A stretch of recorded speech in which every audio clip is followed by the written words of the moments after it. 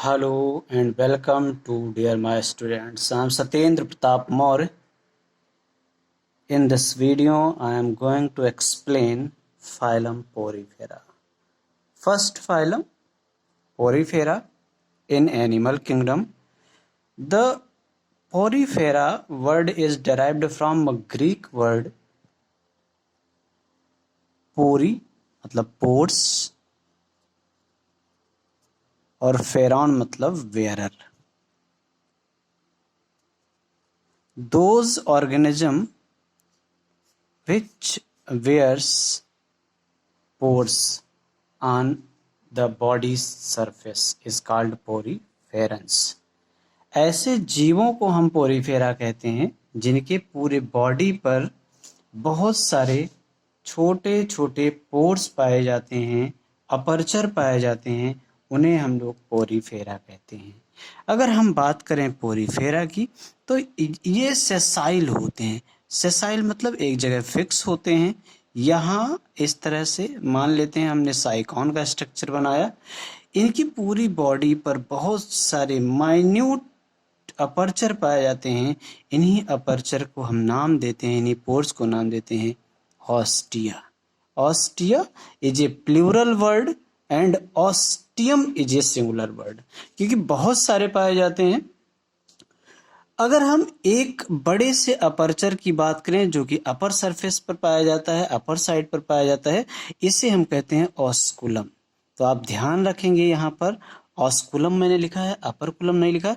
ये सबस्ट्रेटम मतलब ये किसी न किसी आधार से यानी बेस से अटैच रहते हैं.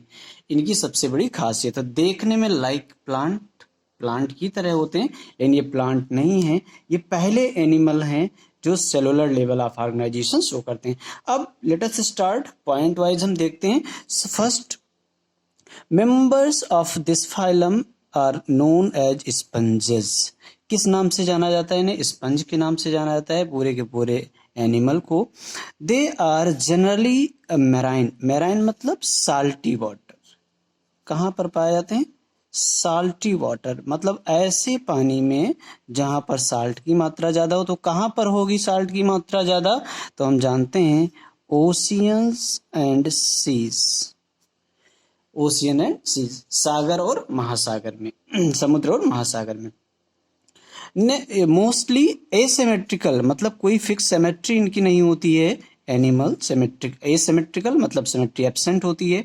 These are primitive. ध्यान रखना, primitive multi cellular organism. Animals, organism कहें एनिमल्स कहें, बातें की जीव की बात होती है, यानी जंतु हैं. Have cellular level of organisation.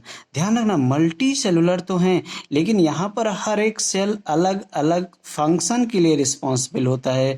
जैसे अगर हम बात करें थीसोसाइट की, हम बात करें कोइनोसाइट सेल्स की, तो हर एक सेल्स स्पेशल होता है. इसीलिए यहाँ पर सेलुलर लेवल ऑफ ऑर्गेनाइजेशन पाया जाता है. Most important. नेक्स्ट पॉइंट देखते हैं. स्पंजेस हैव ये वाटर ट्रांसपोर्ट सिस्टम होता है इनमें. इसी को हम लोग नाम देते हैं वो कैनाल सिस्टम.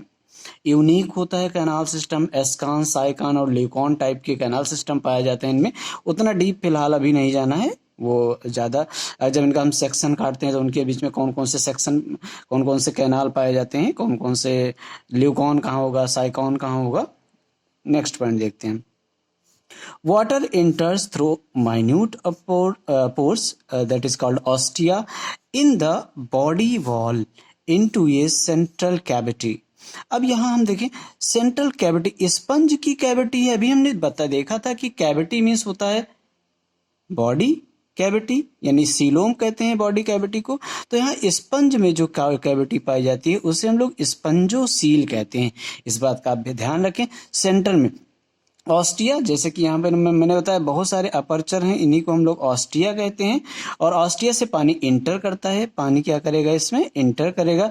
और पानी यहाँ जब इंटर करेगा तो फूड पार्टिकल को लेके जाएगा, वाटर को लेके जाएगा, रेस्पिरेशन करेंगे, वेस्ट प्रोडक्ट को ये इससे बाहर निकाल देगा. ये इससे बाहर निकाल देगा ऑस्कुलम को के through. From where it goes out through the osculum. किससे बाहर निकल जाता है? ऑस्कुलम से बाहर निकल जाता है. This pathway of water transport is helpful in the food gathering, यानी भोजन को इकट्ठा करने में। जब वाटर करंट कंटिन्यू जाएगा तो वाटर करंट में बहुत सारे माइन्यूट पार्टिकल्स होंगे, एल्गल हो सकते हैं या कुछ और छोटे जीव हो सकते हैं जो ऑस्टिया से एंटर करेंगे, जिसको ये फूड के रूप में यूटिलाइज करेगा। रेस्पिरेटरी एक्सचेंज, यानी ऑक्सीजन को यूटिलाइज कर लेंगे, कार्बन डाइऑक्साइड को एक्सचेंज छोड़ देंगे वाटर में।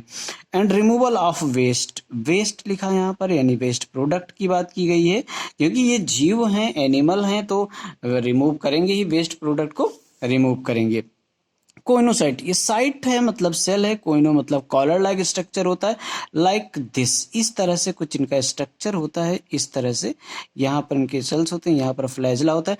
ये पूरे बॉडी इनके किनारे किनारे, बॉडी का जो किनारा होता है उसमें अंदर साइड में कोइनोसाइट्स पाए जाते हैं। कहाँ पर?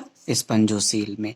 कोइनोसाइट्स और collar cells line the spongocoel and the canals, जो कैनाल होते हैं, क्योंकि ये जो फ्लैजला है ना, ये वाटर करंट, ये बीट करता है कंटिन्यू, और बीट करने से वाटर करंट जनरेट होता है, जिससे ये आसानी से पानी को अंदर और बाहर कर लेते हैं। डाइजेशन इज इंट्रासेलुलर, इंट्रासेलुलर मतलब इनसाइड द सेल, हम यहां लिख दे रहे हैं इनसाइड द सेल। अब आप कहोगे सर इसका मतलब क्या हुआ? तो ध्यान रखना, यहाँ पर ये multi cellular level of organisation है, हर एक सेल अपना अपना काम कर रहा है। जबकि in case of human being का एक उदाहरण ले लें, हम लोगों में सेल में डाइजेशन नहीं हो रहा है, हम लोगों में गट में हो रहा है, यानी सेल के बाहर हो रहा है, तो हम लोगों में सेल यहाँ पर इंट्रा हो रहा है, हम लोगों में आउटसाइड ऑफ द सेल हो रहा है, यहाँ पर इनसाइड ऑफ द सेल हो रहा है। द बॉडी इज सपोर्टेड, अब ये अगर सेसाइल हैं, सेसाइल मतलब एक जगह पर फिक्स होना, सेसाइल मीन्स होता है, सेसाइल मीन्स होता है स्थिर होना, स्थिर होना यानी फिक्स होना। अब ये फिक्स हैं अगर, तो इनको कोई ना कोई सपोर्ट करता होगा, तो वहाँ पर स्केलेटन सिस्टम की ज़रूरत होगी, तो वहाँ पर एक स्पेशल प्रोटीन पाई जाती है, उसे हम लोग कहते हैं स्पेक्यूल्स, और वो किसका बना हुआ होता है? स्पंजिन फाइबर, फाइबर मतलब एक तरह का प्रोटीन होता है, स्पंजिन नाम से बना हुआ होता है। Sexes are not separated, not separate मतलब अलग अलग नहीं होते हैं, और जब हमने आपको पहले ही भी बताया है कि जब सेक्सेस सेपरेट नहीं होते हैं तो उनके लिए बाइसेक्सुअल या एक वर्ड यूज करते हैं हर्माफ्रोडाइट। जब मेल और फीमेल एक ही में, फीमेल एंड मेल जब एक ही साथ हों एक ही एनिमल में, तो उसे हम लोग कह देते हैं हर्माफ्रोडाइट। नेक्स्ट है फ्यूजन, लेकिन ध्यान रखना, अब फर्टिलाइजेशन मतलब fusion of male and female gamete, तो यहाँ पर जब सेक्सेस सेपरेट नहीं है तो फर्टिलाइजेशन कहाँ होगा? इंटरनल होगा, भले ये पानी में है, मोस्टली वो वाटर में पाए जाते हैं। एक ही ऐसा है जिसे हम लोग स्पंजिला कहते हैं, वो फ्रेश वाटर में पाया जाता है और मोस्टली मैराइन हैबिटेट के होते हैं, जैसे कि यहाँ पर मैंने आपको बता दिया। Fertilisation is internal and development कैसा होता है? इनडायरेक्ट। अब इनडायरेक्ट का मतलब क्या हुआ? ऐसा डेवलपमेंट जहां पर लार्वल स्टेज प्रेजेंट हो, लार्वल स्टेज प्रेजेंट हो, अगर प्रेजेंट है तो उसे हम लोग इनडायरेक्ट कहते हैं। जहां पर लार्वल स्टेज नहीं होता है, लार्वा क्या है? वो जो अपने पेरेंट से डिफरेंट दिखता हो कुछ समय के लिए, जैसे हम बात करें फ्रॉग में पाया जाता है, इंसेक्ट में, बहुत सारे इंसेक्ट में पाया जाता है larval stage. Larval stage present होगा तो उसे इनडायरेक्ट डेवलपमेंट कहते हैं, जिसमें नहीं होगा लार्वल स्टेज उसे डायरेक्ट डेवलपमेंट कहते हैं। यहाँ एग्जाम्पल में हमने कुछ एग्जाम्पल लिखा है, जैसे साइकॉन जिसे हमने यहाँ पर लिखा है, साइफा भी इसे हम कहते हैं। नेक्स्ट है स्पंजिला, जिसे हम लोग, ये फ्रेश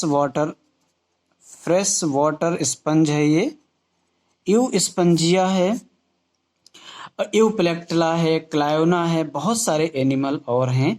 और आज के लिए फिलहाल इतना ही, मिलते हैं नेक्स्ट वीडियो में, तब तक आप स्वस्थ रहें, मस्त रहें, मैं यही कामना करता हूँ। बस अपनी स्टडी को कंटिन्यू रखना है, पढ़ाई को जारी रखना है, पढ़ाई अगर बंद किया तो सब कुछ बंद हो जाएगा। Thanks for watching the video, see again next video, जय हिंद।